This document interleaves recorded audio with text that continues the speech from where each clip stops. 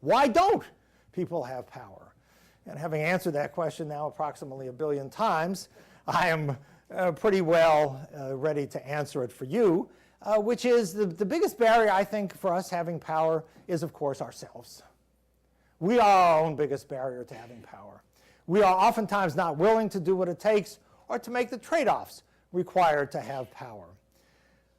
We limit ourselves by being afraid to take chances or to fail.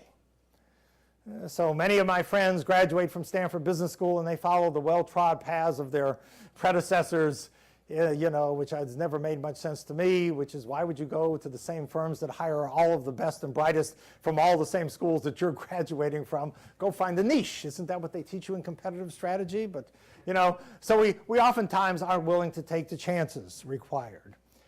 We worry excessively about what others, particularly peers, think about us. We want to be liked by everybody, or loved even.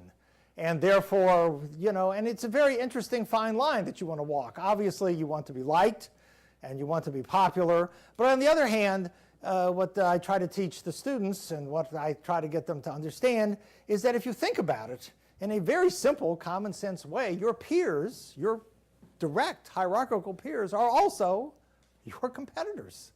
If you think about it, you're going to start off day one, class of associates at a law firm, class of people at Goldman or Morgan Stanley, class of people at McKinsey, Bain, BCG. All of these firms have an up or out, and even if they don't have an up or out, sooner or later some of you are going to get promoted to the next level and some of you won't. So it is in fact the case that your peers are also your competitors.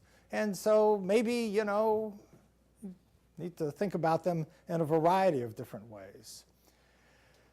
We're reluctant to accept status and hierarchical differences. My friend and colleague Deb Grunfeld, who teaches here, will tell you we live in a hierarchical world, and we're oftentimes uncomfortable with hierarchy. Many of us are counter-dependent. It certainly describes me, which is why I've got a good job at Stanford Business School. We don't like to have people telling us what to do. Many of us, so we rebel against, we rebel against hierarchical authority. Other people get in positions of power and they say, why do I have the right to tell people below me what to do? And they try to give up their power. So I think we're uncomfortable in hierarchy, even though we live in hierarchies all the time. We see the world as fair and just, and therefore we are less vigilant and strategic than required. One of the common things when I teach people the cases that I teach them about is I often get this comment, well, these people will get it in the end. So I don't have anything to learn from them, because sooner or later their bad behavior will catch up with them. In fact, because the world is not a just and fair place, every religious tradition that I know has some account balancing scheme to deal with it, later on. In some cases it's heaven and hell. In some cases it is reincarnation. In some cases it's karma. Every religious tradition has this for the same reason, because it isn't a just and fair world. And so how do we make sense of this except by having some account balancing scheme? But this makes us, I think, because we believe in a just world, we oftentimes don't pay attention to the more interesting people in the organization. In the early 1980s, I visited at Harvard Business School and taught their version of this class, which, by the way, is not nearly as good, called Power and Influence, with my dear friend and colleague John Kotter. And John would say to the students, and I think he was completely right, he'd say, you all want to learn from the people who look brilliant and have amazing levels of interpersonal skill and have succeeded. He said, the people you really ought to learn from are the people who look to you like they have no skill whatsoever, either interpersonally or in business, but nonetheless have made it to the top. They have something else. And it would be interesting in some ways to learn what that is and how they have maneuvered. His point being that anybody can succeed if you are a genius and fabulous and successful and interpersonally competent, but it takes real political skill to succeed when you have none of those attributes. And he, by the way, is right. And the insight is important, to be able to learn from all kinds of people and to be able to accept all kinds of people, which I think we don't, because we see the world as just. We become way too judgmental. We are unwilling to make the trade-offs required to acquire power, being liked all the time versus getting things done. I think that's, I can still recall being on a dean search committee many years ago, and there was a comment that the preceding dean was a nice person, but we weren't going anywhere. And as I pointed out, the nice thing about being dead in the water is that no one could complain about the direction. And that as soon as you start the boat, metaphorically speaking, someone will say, regardless of the evidence and the data, this isn't how I think we should be going. And so there is this issue of, as if you want to be liked by everybody, don't do anything. As soon as you make a decision, some people will like it and some people won't. How we spend our time and focus our attention.